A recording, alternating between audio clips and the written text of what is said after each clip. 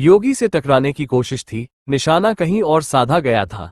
एक सोची समझी रणनीति के तहत सीएम योगी आदित्यनाथ को ऐसे मुद्दे में उलझाने की कोशिश की गई जहां बोलना भी मुश्किल और चुप रहना भी महंगा हो।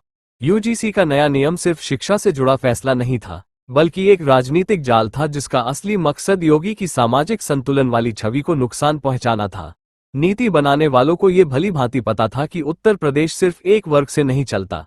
अगर योगी विरोध करते तो सवर्ण समाज और सनातन विचारधारा से जुड़े लोग आहत होते, अगर समर्थन करते तो दूसरे वर्गों में गलत संदेश जाता। यानी हर हाल में नुकसान की पटकथा लिख दी गई थी। लेकिन दांव उल्टा पड़ गया। यूजीसी के मुद्दे पर जब विरोध खड़ा हुआ तो सनातन समाज ने इसे योगी के खिलाफ साजिश के रूप में पहचाना और खुलकर उनके साथ खड़ा हो गया। जो समर्थन पर्दे के पीछे माना जाता था वो सड़कों और सोशल मीडिया पर साफ दिखने लगा। ये प्रकरण एक बात साफ कर गया, योगी अकेले नहीं है। उनकी विचारधारा के साथ खड़ा एक जागरूक समाज है जिसे मोहरे की तरह इस्तेमाल नहीं किया जा सकता।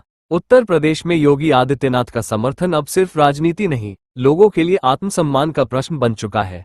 जब जब इन्हें बदनाम करने की साजिशें हुई हैं, ये योगी आदित्यनाथ की चमक और बढ़ी है। जो अपनी सभ्यता, अपनी संस्कृति के मूल्यों का संरक्षण करते हुए,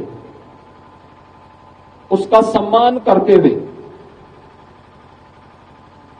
हमें नित्य नए सोपान की ओर आगे बढ़ने के लिए प्रेरित कर सके, उस नित्य नए सोपान को अग्रसर करने के लिए हमारे शिक्षा के केंद्रों को अपने आप को तैयार करना होगा।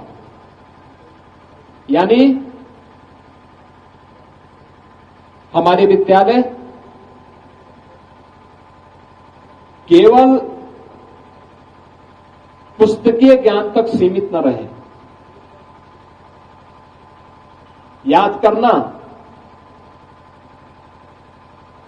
हर सनातन धर्मावलंबी अपने साथ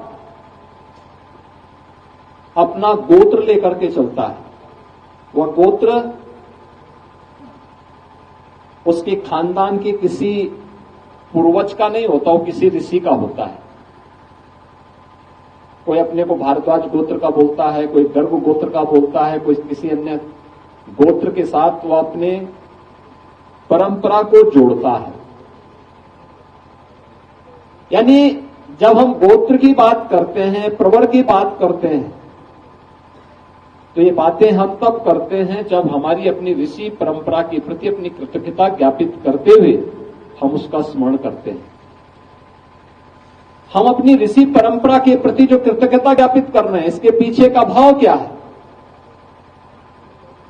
उसके पीछे का भाव यही, क्योंकि यह हमारे शिक्षा के, हमारे संस्कारों के केंद्र थे, जिसे प्राचीन काल में गुरुकुल भी कहते थे।